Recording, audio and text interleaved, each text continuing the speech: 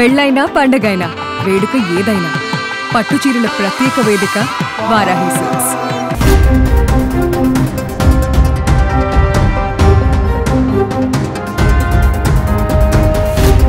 అది ఎన్ని కోట్ల వరకు దోపిడీ జరుగుండొచ్చు భాను ప్రకాష్ గారు? అంటే అమెరికన్ డాలర్ సింగిల్ నోట్ 100 ఉంటుంది డినామినేషన్. అట్లాంటివి 112 నోట్లు దొంగలిచ్చారు.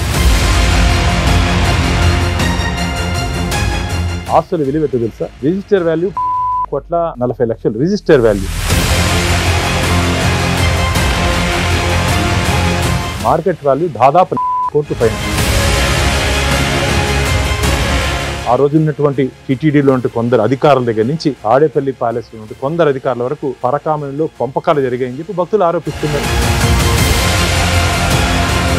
కానీ వీళ్ళు వెళ్ళేటప్పుడు చెక్ చేయరా అండి? నాకు అనుమానం ఉంది, ఇది రవికుమార్తో పాటు ఒక ముఠా మారి ఉందేమో నాకు అనుమానం. నా తల నరికినా సరే నా మొండెం పోయి అక్కడ జరుగుతున్నట్టు అవినీతిని అడ్డుకుంటుంది. Hi hello, welcome to Suman TV. నేను మీ రోషన్. కొన్ని కోట్ల మంది కలియుగ ప్రత్యక్ష దైవంలా భావించే వెంకటేశ్వర స్వామి ఖజానాపై కన్నేసిన కొంతమంది ప్రముఖులు అనకూడదు, పాపిస్టులు అని చెప్పుకోవాలి. సో అలాంటి వారి మీద యుద్ధం చేస్తున్న బీజేపీ సీనియర్ నాయకుడు, TTD board member Bhanu Prakash గారు మనతో పాటు ఉన్నారు. ఆయనతో మాట్లాడదాం. నమస్తే భాను ప్రకాష్ గారు. నమస్తే గోవింద. సో పరకామణి ఈ పేరు వినగానే చాలా మందికి ఒక పవిత్రత. ప్రతి ఒక్కళ్ళం కూడా దేవదర్శనం అయిపోయిన తర్వాత అది చూసుకుంటూ వెళ్తాం. ఆ గ్లాస్ డోర్లో నుంచి ఎంత అదృష్టం అక్కడ ఉన్న వ్యక్తులకి. అంటే దేవుడు ఉండిలో వేసిన డబ్బు దేవుడికే సొంతం, ఇంకా ఆయన ప్రాపర్టీ అది. అలాంటి డబ్బులన్నీ అక్కడ కింద పోసి ఉంటుంది. అందరూ దాన్ని, వాళ్ళు కూడా చాలా నిష్టగా దాన్ని లెక్క పెడుతూ ఉంటారు. మనందరం కాసేపు చూస్తూ ఉంటూ వెళ్తూ ఉంటాం. అలాంటి పరకామణిలో కాళ్ళ కింద, పంచెల లోపల చెప్పాలంటే కొన్ని ప్రైవేట్ పార్ట్స్లలో కూడా కొన్ని డైమండ్స్ అంటున్నారు, బంగారాలు అంటున్నారు, డబ్బులు అంటున్నారు, రకరకాలుగా దోపిడీ కొనసాగింది. ఆ దోపిడీ మీద మీరు ఇప్పుడు యుద్ధం చేస్తున్నారు. అసలు ఏంటి, ఎప్పుడు కనిపెట్టారు? ఎందుకంటే ఆ వీడియోలు కూడా డిలీట్ చేయడం జరిగింది టీటీడీలో. అది తర్వాత బయటకు వచ్చినాయి ఆ వీడియోస్ కూడా, అవి నేను చూపిస్తాను మళ్ళీ. ఏంటి యుద్ధం ఎంతవరకు వచ్చింది? అఖిలాండ కోటి బ్రహ్మాండ నాయకుడు, కలియుగ ప్రత్యక్ష దైవం, కోట్లాది మంది హిందువులకు ఆరాధ్య దైవమైనటువంటి వెంకటేశ్వర స్వామి. ఆ క్షేత్రం పవిత్రమైనటువంటి క్షేత్రం. మన పురాణాలు ఏం చెప్తున్నాయంటే, వెంకటాద్రి సమస్థానం బ్రహ్మాండే నాస్తికించిన వెంకటేశ సమోదేవో నభూతో న భవిష్యతి అంటారు. అంటే వెంకటేశ్వర స్వామి క్షేత్రంతో సరిసమానటువంటి క్షేత్రం కానీ, ఆ దేవదేవుడితో సరిసమానటువంటి దేవదేవుడు కానీ ఈ విశ్వంలోనే లేదని చెప్పి మనకు వరాహ పురాణం, పద్మ పురాణం చెప్తాంది. అలాంటి క్షేత్రంలో కలియుగ ప్రత్యక్ష దైవం ఆయన. ఆ దైవానికి మొక్కుని ముడుపులు చెల్లిస్తుంటే కానుకలు, హుండీలో మీరు ఇంతకుముందు అన్నారు పవిత్రమైనటువంటి హుండీ, ముడుపులు చెల్లిస్తుంటే కానుకలు. అసలు అక్కడ ఒక ప్రత్యేకత ఉంది. నిలువు దోపిడీ అంటారు. అంటే ఏదన్నా మాతృమూర్తులకి ఏదైనా ఇంట్లో ఆపద, భర్తకో బిడ్డకో ఎవరికైనా ఆపదొస్తే ఆడవాళ్ళు మొత్తం వేసేస్తారు. ఆపదొస్తే స్వామివారికి మొక్కుంటారు, స్వామి నేను నిలువు దోపిడీ ఇస్తానని. నిలువు దోపిడీ అంటే అర్థం ఏం తెలుసా? వారికి చూకున్నటువంటి చౌపోగులు కానీ, ముక్కుకుండే ముక్కు పొడకు కానీ, ఒంటి మీద గాజులు కానీ, మంగళసూత్రంతో పాటు మాతృమూర్తులు ఎంతో పవిత్రంగా భావించే మంగళసూత్రాన్ని కూడా పసుపు తాడు కట్టుకునేస్తే మంగళసూత్రాన్ని కూడా హుండీలో సమర్పించే సాంప్రదాయం అక్కడ ఉంది. అంత పవిత్రమైన హుండీలో నుంచి పరకామణికి కౌంటింగ్ పోతుంది. ఆ పరకామణిలో దొంగతనం చేసిన వ్యక్తుల్ని మీరు సుమనన్న మీరైతే ఏం చేస్తారు చెప్పండి? మీ వ్యక్తిగత మీరైతే అధికారి అయితే ఏం చేస్తారు చెప్పండి? వారి మీద చర్యలు తీసుకుంటారు కదా. చట్టరీత్యా చట్ట పరిధిలో ఎఫ్ఐఆర్ నమోదు చేసి through proper channel, through proceed కోర్టుకి పంపించి కోర్టు ద్వారా వాళ్ళని శిక్ష పడేంత వరకు ఒక అధికారికి మీరు చర్యలు తీసుకుంటారు కదా. కానీ పూర్తిగా ప్రొసీజర్ ల్యాబ్స్. మనమేమి గాలి మాట్లాడట్లా, ఆధారాలతో మాట్లాడుతున్నాను నేను. ఇది వచ్చి విజిలెన్స్ రిపోర్ట్. పరకామణిలో రవికుమార్ని పట్టుకున్న తర్వాత టీటీడీ విజిలెన్స్ అఫీషియల్ రిపోర్ట్ ఇది. దీంట్లో ఏం రాశారో తెలుసా? పేజ్ నెంబర్ 2లో పోలీస్ అధికారుల నుంచి తీవ్ర ఒత్తిడి వచ్చిన కారణంగా మేము ఈ కేసుని రోక్ అదాలత్లో రాజీకి పోయాము అన్నారు. ఓకే, ఇంతకుముందు చెప్పారు. విశ్వానికే అధిపతి ఆయన మీద ఒత్తిడి తెచ్చే అధికారి ఎవరు? తెచ్చినట్టు అధికారి ఎవరన్నా? పోలీసులు పెత్తనం ఎవరు? రాజీ బొమ్మని చెప్పిన అంత ధైర్యం ఎవరికి ఏంటన్నా? మీ ద్వారా నేను అడుగుతున్నా, సుమన్ టీవీ ద్వారా నేను అడుగుతున్నా అప్పటి నుండి ప్రభుత్వ పెద్దల్ని, రెండు టీటీడీ అధికారులని. ఎవరయ్యా పోలీస్ అధికారులు? వెంకటేశ్వర స్వామి దగ్గరికి ఇన్ఫ్లుయెన్స్ చేసి రాజీ బొమ్మని చెప్పి వాడు ఎవడో చెప్తే లోక్ అదాలత్. ఇది ఒక్కసారి హుండీలో పడిపోతే అది వెంకటేశ్వరం ప్రాపర్టీ, స్వామి ప్రాపర్టీని, స్వామి సొత్తుని వాడు దొంగలిస్తే వాడి దగ్గర నుంచి కొంతమంది గజ దొంగ దొంగలించుకున్నారు. దొంగలిస్తే గజ దొంగలు వాడి దగ్గర నుంచి పంచుకున్నారు, దొంగలించి కదా పంచుకున్నారు. దీనికి ఆధారాలు ఉన్నాయి మా దగ్గర. అంటే ఎన్ని కోట్ల వరకు దోపిడీ జరగొచ్చు భానుప్రకాష్ గారు? అంటే మీకు తెలుసు దాదాపు మీకు అఫీషియల్ రికార్డులు ఏముంది తెలుసా? రవికుమార్ దొరికాడా, వాడిని కేసు నామమాత్రపు సెక్షన్లు పెట్టి సెక్షన్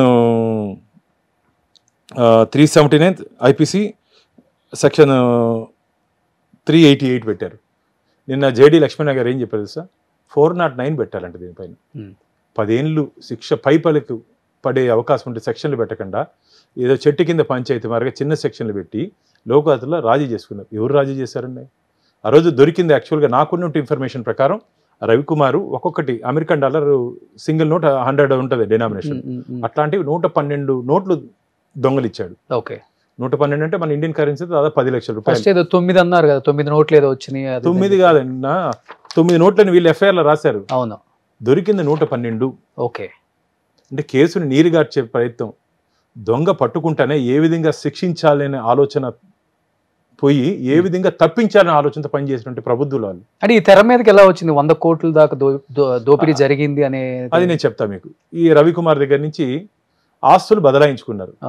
ఆస్తుల విలువ ఎంత తెలుసా? Register value 14,40,00,000 register value. Okay, market value దాదాపు 40 కోట్ల పైన, 40 కోట్ల పైన దేవుడికి రాయిచ్చారంటున్నారు వీళ్ళు. అసలు రవికుమార్ దగ్గర 40 కోట్లు ఉందా, 100 కోట్లు ఉందా, 200 కోట్లు ఉందా, 300 కోట్లు ఉందా, 400 కోట్లు ఉందా? 40 కోట్లు రాయిచ్చి మిగతాదంతా ఆ రోజు ఉన్నటువంటి టీటీడీలో ఉంటే కొందరు అధికారుల దగ్గర నుంచి తాడేపల్లి ప్యాలెస్లో ఉంటే కొందరు అధికారుల వరకు పరకామణిలో పంపకాలు జరిగాయని చెప్పి భక్తులు ఆరోపిస్తున్నారు. భక్తులు అందుకనే నేను ఈ కేసుని మొట్టమొదటి ధర్మకర్తల మండలి సమావేశంలో ఈ అంశాన్ని నేను లేవనెత్తడం జరిగింది. మొట్టమొదటి ధర్మకర్తల మండలి ఆ రోజు మా ఈవో గారు ఏమన్నారంటే, స్టేట్ విజిలెన్స్ అండ్ ఎన్ఫోర్స్మెంట్ దీని మీద ఎంక్వైరీ చేసింది కాబట్టి ఆ రిపోర్ట్ ముఖ్యమంత్రి గారికి ఇచ్చింది కాబట్టి ఆ రిపోర్ట్ వచ్చిన తర్వాత మనం చర్యలు తీసుకుంటామని చెప్పారు. ప్యారలల్ గా ఈ తెలివైన వాళ్ళు ఏం చేస్తారంటే, లోక్ అదాలత్ ఒకసారి రాజీ అయితే ఆ కేసును రీఓపెన్ చేసే అధికారం మనకు ఉండదన్న. హైకోర్టు నుంచి రావాల్సిందే. కాబట్టి ఈ పరకామణి అంశం 1 సంవత్సరం నుంచి మనం పోరాటం చేస్తుంది. ఎందుకంటే సున్నితమైన అంశం కాబట్టి మా పార్టీ పెద్దలతో అంతా మాట్లాడి వ్యక్తిగతంగా నేనే కోర్టుకు పోవాలంటే ధర్మకర్తల మండలి సభ్యుడిగా పోయే అవకాశాలు చాలా తక్కువ అని చెప్పారు. నేను చెప్పా పోయే అవకాశం లేకపోతే నేను కాబట్టి ధర్మకర్తల మండలి సభ్యుడిగా తప్పుకొని వెంకటేశ్వర భక్తుడిగా పోరాటం చేశానని చెప్పాను నేను. ఎందుకంటే నాకు అక్కడ జరిగిన అన్యాయాలు ధర్మకర్తల మండలి సభ్యుడిగా ఉండి న్యాయం చేయకపోతే ఎందుకన్నా చెప్పండి. అవును, కాబట్టి స్వామివారి దాదాపు 25 సంవత్సరాల నుంచి చాలా వాటి మీద పోరాడారు మీరు. అంటే స్వామివారికి సంబంధించిన అంటే చిన్నది ఒక పాట వచ్చినా కానీ లాస్ట్ టైం తమిళ సినిమాలో కూడా చాలా ఫైట్ చేశారు. అంటే చిన్నవి స్వామిని కొంచెం ఏదన్నా తగ్గించి లేకపోతే కించపరిచి మాట్లాడే వ్యక్తుల మీద కూడా మీరు ఉక్కుపాదం మోపారు.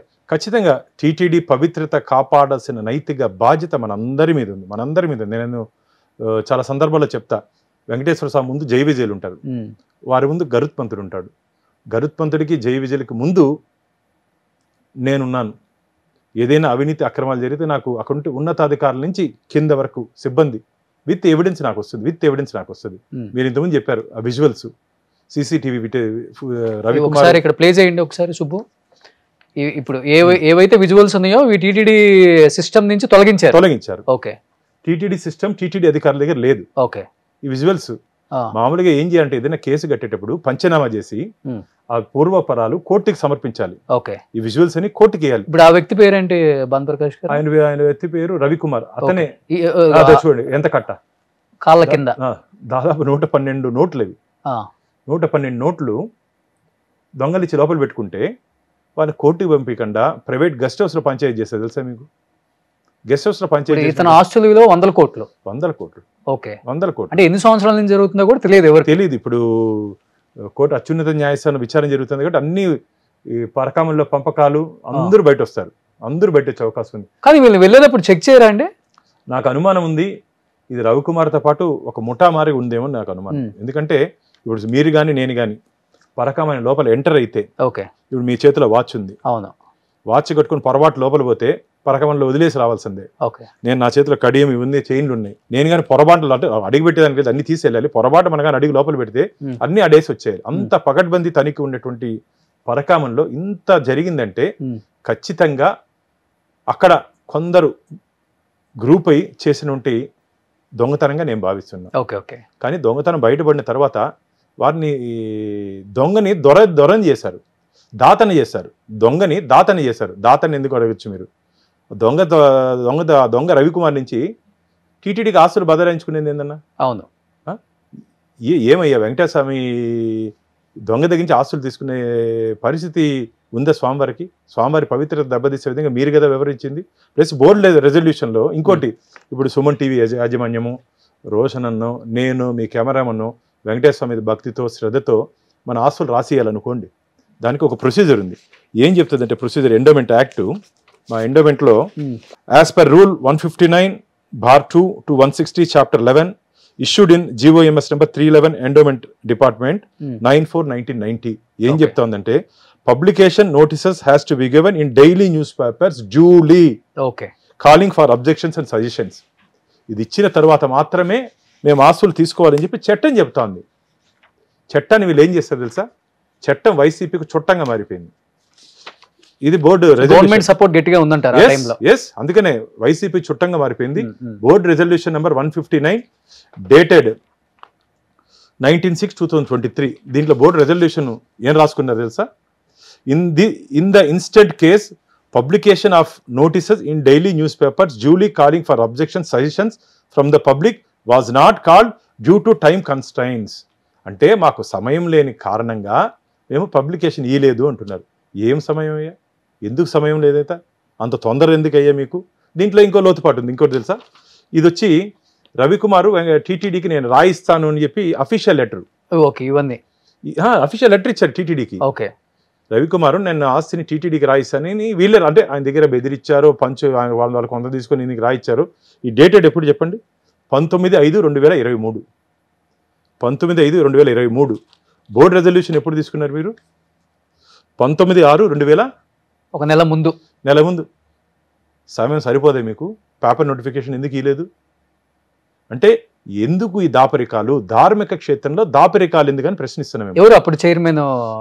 సుబ్బారెడ్డి గారు. ఈ రోజు నేను ఉప్పు నేను నిప్పు అంటున్నాడే కరుణాకర్ రెడ్డి. ఆయన దీంట్లో వన్ ఆఫ్ ద రోజు మెంబరు. ఈయన సిగ్నేచర్ కూడా ఉంది దీంట్లో.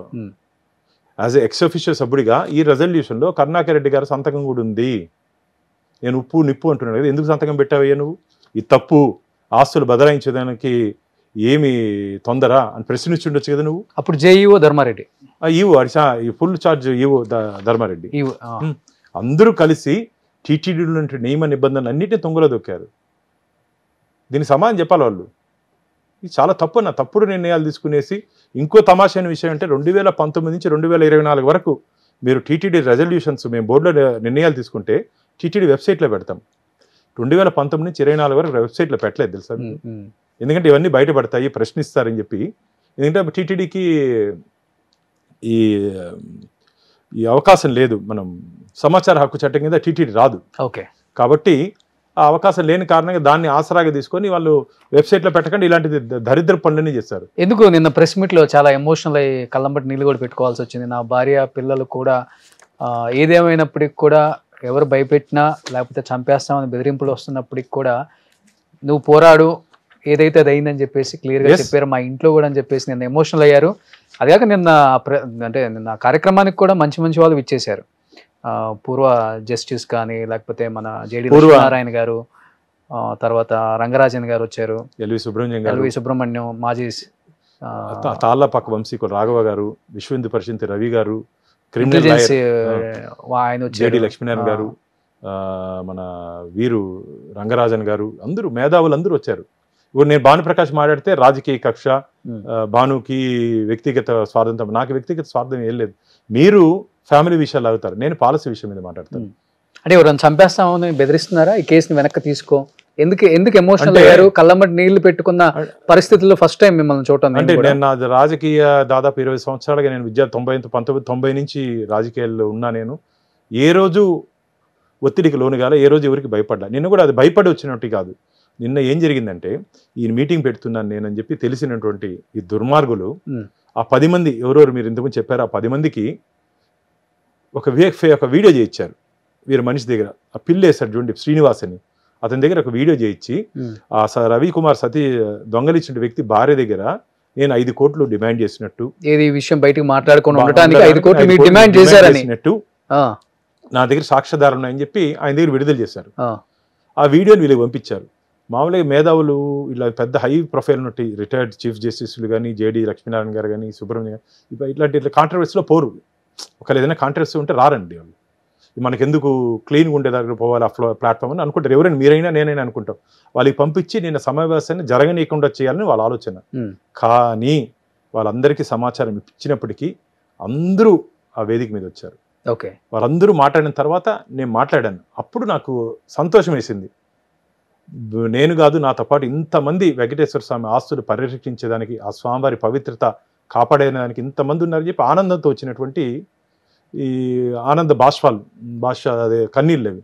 దాన్ని ఒకవేళ మిగతా వాళ్ళు అర్థం చేసుకుంటే నేనైతే భయపడ్డాను. నేను చెప్తున్నా సుమన్ టీవీ ద్వారా, ఈ తాటాకు చప్పుళ్ళకి, మీ వీడియోలకి, దీనికి మాటలకి భయపడే వ్యక్తిని కాదు. దాదాపు 20 సంవత్సరాలుగా నేను అక్కడ జరుగుతుంటే అవినీతి అక్రమాల మీద పోరాటం చేస్తున్నా. నా మీద 18 కేసులు పెట్టారు, 1 వారం జైల్లో పెట్టారు. నేను చెప్తున్నా, నా తల నరికినా సరే నా మొండెం పోయి అక్కడ జరుగుతున్నట్టు అవినీతిని అడ్డుకుంటుంది ఖచ్చితంగా. ఎందుకంటే స్వామివారి ఇచ్చినట్టు ప్రాణం ఇది, వెంకటేశ్వర స్వామి పోసినట్టు ప్రాణం, భగవంతుడు పోసినట్టు ప్రాణం. ఆయనకి అన్యాయం జరుగుతుంటే చూసుకుంటూ చేయి కట్టుకొని కూర్చోవాల్సిన అవసరం నాకు లేదు. వాళ్ళు ఏమి చేసినా సరే ఇప్పటికి ఇప్పటికి కూడా వెంకటేశ్వర స్వామి నన్ను ఒక కవచంలా నన్ను కాపాడుతున్నాడు నేను అనుకుంటా. ఎందుకంటే గుండెపోటుని గొడ్డల పోటుకి చేశారు. గుండెపోటుని సొంత బాబాయిని గొడ్డల పోటుకి చేసినట్టు గనులు వాళ్ళు. అంటే నా మిత్రులు చెప్పారు, బాను ఎందుకు అంటే ఎందుకు నీకు ఇంత రిస్క్, ఇది చాలా పెద్దోళ్ళు దీంట్లో ఇన్వాల్వ్ అయి ఉన్నారంటున్నావు, ఏదైనా జరిగితే జరిగితే ఏం పోయింది అంటే పెద్దోళ్ళు కూడా దేవుడు సొమ్ముని దోచుకుందామని చూశారు. కాబట్టి ఎందుకు అంటే నేను చెప్పాను, ఇంట్లో ఈ టాపిక్ వస్తే నా కుటుంబ సభ్యులు, నా బిడ్డ, నా కొడుకు, నా కూతురు కూడా దేవుడి దగ్గర ఎట్టి పరిస్థితులు మనం భయపడాల్సిన అవసరం లేదు. ఏం జరిగినా సరే మనం ముందుకు పోతాం. నా ఆలోచన అదే. నా ఆలోచనతో పాటు వారు కూడా నాతో పాటు కలిసి నడిచారు. నేనే కాదు, చాలామంది ఈరోజు నిన్నటి నుంచి ఆ వీడియో వచ్చిన తర్వాత, అన్న మేము ఉన్నాం నీకు తోడు, అక్కడ జరుగుతుంటే అవినీతి అక్రమాల గురించి మాట్లాడు అన్నారు. మామూలుగా వెంకటేశ్వర స్వామి ముందు జై విజయులు ఉంటారు. జయుడు విజయుడు స్వామివారి సెక్యూరిటీ గార్డ్స్. వారి ముందు గరుత్మంతుంటారు స్వామివారి వాహనం. వారి ముందు కాపలా కుక్కగా నేనున్నా. తిరుమల తిరుపతి దేవస్థానాల్లో ఏమాత్రం తప్పు చేయాలని చెప్పి మీకు ఆలోచన వచ్చినా సరే నన్ను దాటుకొని మీరు లోపలికి వెళ్ళాలి. ఒక్కసారి టీటీడీలో నేను ఏదైనా అంశం తీసుకుంటే వెంకటేశ్వర స్వామి చెప్తే తప్ప నేను వినను. వెంకటేశ్వర చెప్తే తప్ప నేను విన్ను. స్వామివారి చెప్పడు, నేను విన్ను. అంశం ఆఖరి వరకు, దాంట్లో ఉన్నటువంటి ఆఖరి వరకు నేను పోరాటం చేస్తూనే ఉంటా. దానివల్ల నాకు ఎంత నష్టం వచ్చినా, ఎంత కష్టం వచ్చినా నేను భరిస్తా. ఎందుకంటే భగవంతుడు నాకు భరోసా, భద్రత వెంకటేశ్వర స్వామి కల్పిస్తాడు. కాబట్టి అక్కడ జరుగుతున్న అన్యాయాల మీద ఖచ్చితంగా నేను పోరాటం చేస్తూనే ఉంటా. ఈరోజు ఇప్పుడే ఒక మంచి శుభవార్త విన్నా. అత్యున్నత న్యాయస్థానం హైకోర్టు ఈ పరకామణి అంశం మీద సిబిసిఐడి ఎంక్వైరీకి ఆదేశాలు జారీ చేస్తూ డిసెంబర్ 2వ తేదీ లోపల పూర్తి నివేదిక కోర్టు ముందు పెట్టమని చెప్పి ఆదేశాలు ఇచ్చారని చెప్పి ఇప్పుడే నేను సోషల్ మీడియాలో చూడడం జరిగింది. ఇది ఖచ్చితంగా ఇప్పటికే ధర్మం సగం వరకు వచ్చేసింది.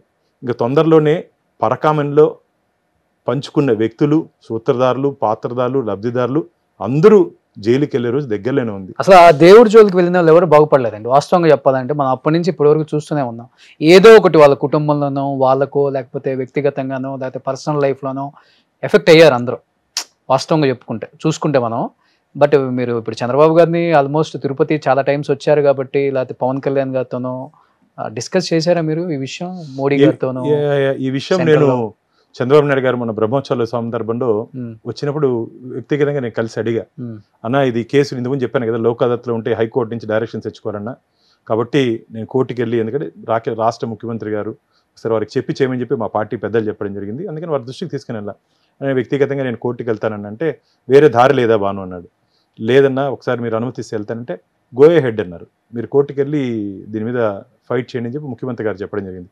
లోకేష్ బాబు గారికి చెప్తే, బానన్న ఖచ్చితంగా ఈ విషయంలో ప్రభుత్వం ఎంతవరకు మీకు సపోర్ట్ చేయాలో మేము అంతవరకు ఇస్తాం, పరకామణి నిందితులు ఒక్కరు కూడా తప్పించుకునే దానికి లేదని లోకేష్ బాబు గారు చెప్పారు. మా పార్టీ అధ్యక్షులు మాధవ్ గారితో మాట్లాడా, వారు కూడా అన్నారు, బాను ఖచ్చితంగా నువ్వు ఈ అంశాన్ని ఎంతవరకైనా ముందుకు తీసుకోబో, మనందరం కలిసి ఈ విషయంలో మనం పోరాటం చేస్తామని చెప్పారు. కాబట్టి ఈ అంశాన్ని పరకామని ఒక సెంటిమెంట్ అంశం, భక్తుల కోట్లాది మంది భక్తుల మనోభారత ముడిమెంట్ అంశం. కాబట్టి అక్కడ ఉంటే పవిత్రత కాపాడాల్సిన బాధ్యత మనందరి మీద ఉంది. వాస్తవంగా చెప్పాలంటన్నా ఇప్పుడు పెద్ద గొప్ప గొప్ప వాళ్ళు కూడా స్వామివారికి డైమండ్స్ 10 కోట్లు 20 కోట్లకు సంబంధించినవి కూడా ఇస్తూనే ఉంటారు. లలితా జ్యువెలరీస్ అయినా ఏదో దండ ఇచ్చారు, లేకపోతే బిఫోర్ కూడా మనకి గాలి జనార్దన్ రెడ్డి బంగారు కిరీటం ఇచ్చారు, మీకు గుర్తుంది కదా. ఆ కిరీటం ఇంతవరకు కూడా పెట్టలేదు. ఎందుకు పెట్టలేదు? దొంగ సొత్తు అని.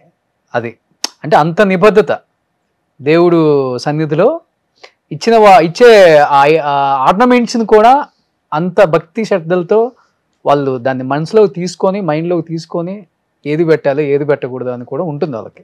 ఇంకోటి మీరు ఈ విషయంలో మీరు కానీ గమనించినట్టే థెఫ్ట్ని గిఫ్ట్గా మార్చారు.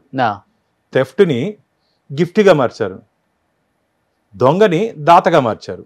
థెఫ్ట్ గిఫ్ట్ అంటే దొంగ దగ్గర నుంచి వెంకటేశ్వర స్వామి గిఫ్ట్కి ఏదో రాయిస్తులు రాయించుకున్నారు 40 కోట్లు. అవును, దొంగని దాతని చేశారు. వెంకటేశ్వర డబ్బులు లెక్క పెట్టే వ్యక్తికి 100 కోట్ల ఆస్తులా ఎక్కడి నుంచి వచ్చినాయి అసలుకి? ఓన్లీ డబ్బేనా లేకపోతే ఆర్నమెంట్స్ డైమండ్స్ అన్ని వేస్తూనే ఉంటారు కాబట్టి అవి కూడా ఏమన్నా?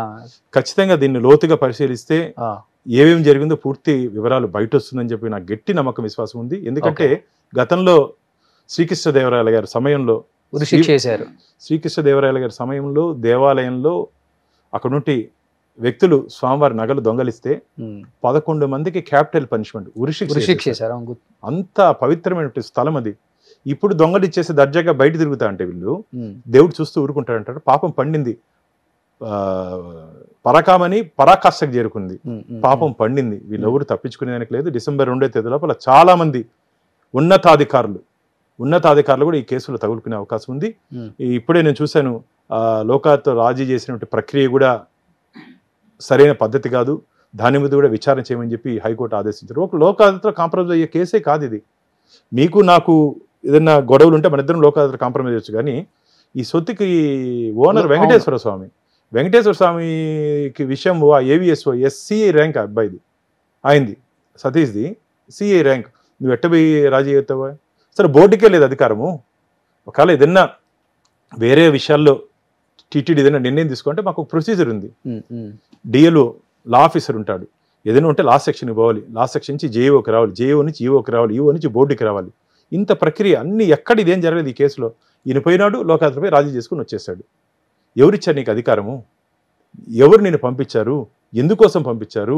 ఎవరిని తప్పించడానికి, ఎవరిని మెప్పించడానికి ఆ రోజు ఉంటే అధికారులు సతీష్ని పంపించారు? పూర్తి వివరాలు వాస్తవాలు తొందరలోనే శ్రీవారి భక్తుల ముందు రాబోతుంది. డిసెంబర్ 2వ తేదీ లోపల ఆంధ్రప్రదేశ్లో గతంలో పరకామంలో చేసిన అవినీతి పనులు అందరూ జైలుకి పోయే రోజు దగ్గరలోనే ఉంది. హైదరాబాద్లోనే పెట్టడానికి ఈ సమావేశం ఏంటి వన్ ఆఫ్ ద రీజన్ ఏమన్నా? అంటే ఆంధ్రప్రదేశ్లో కాకుండా తిరుపతిలో కాకుండా దీనికి ముఖ్య కారణం ఏంటంటే, దీనికి మాకు ఎక్స్ ఈఓ ఎల్వి సుబ్రహ్మణ్యం గారు వాళ్ళ బిడ్డ పెళ్ళి ఉంది 30వ తేదీ 31వ తేదీ అన్నారు.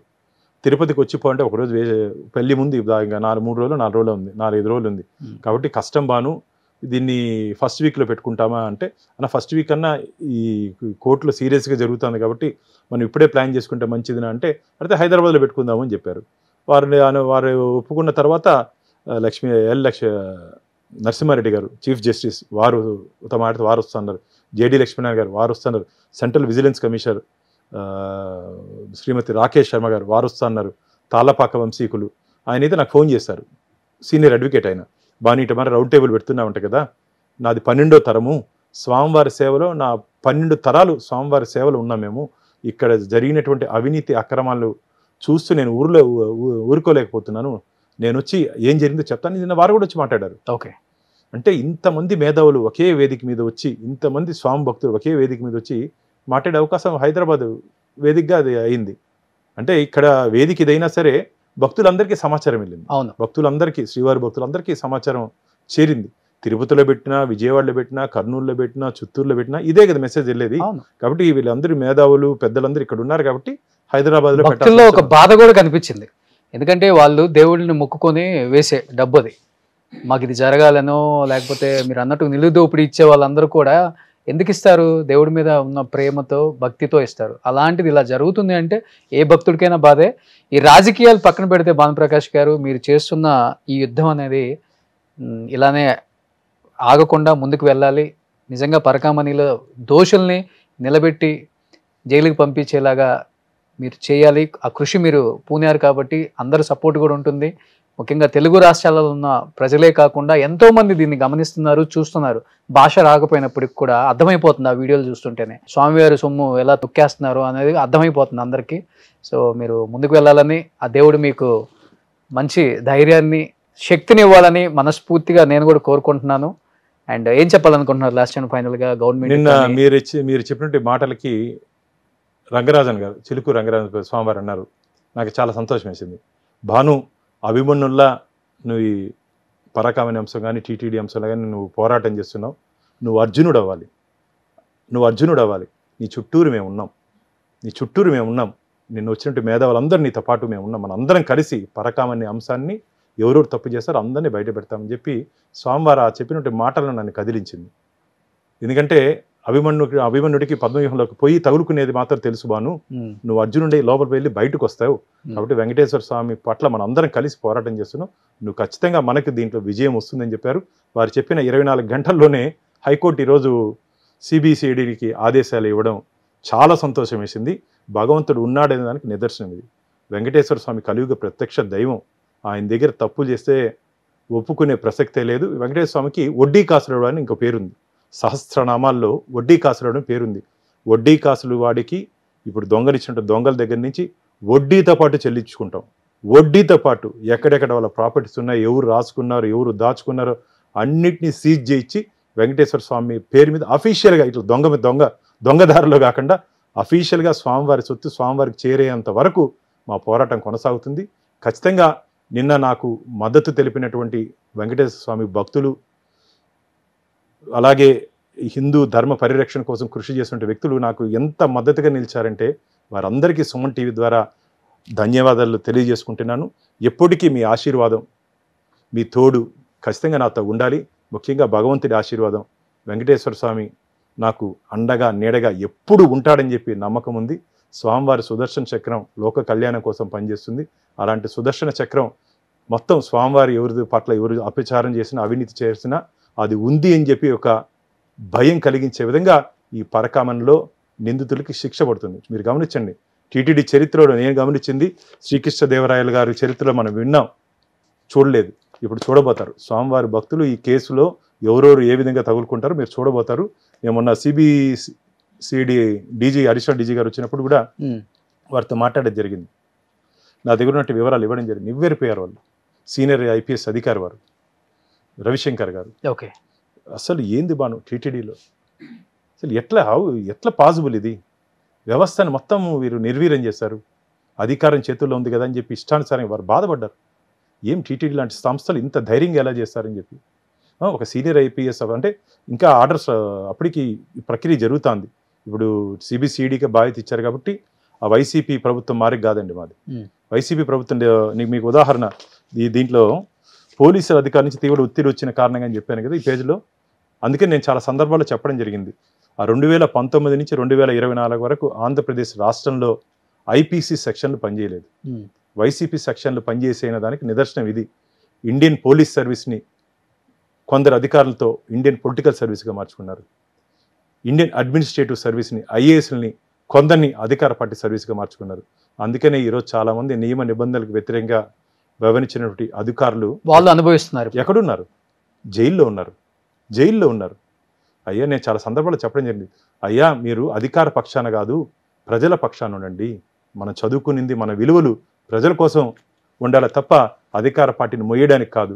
ఎవరెవరు మోసారో ఇప్పుడు అందరూ జైల్లో చెప్పకూడదు అంటారు కదా, అది తింటున్నారు. ఇంకా చాలామంది జైలుకి పోయే ప్రమాదం ఉంది. ఇలా ఆఖరిగా ఒకటే చెప్తున్నా, వెంకటేశ్వర స్వామితో పెట్టుకోవద్దండి, దేవదేవుడితో పెట్టుకోవద్దండి. మసైపోతారు, మాడిపోతారు.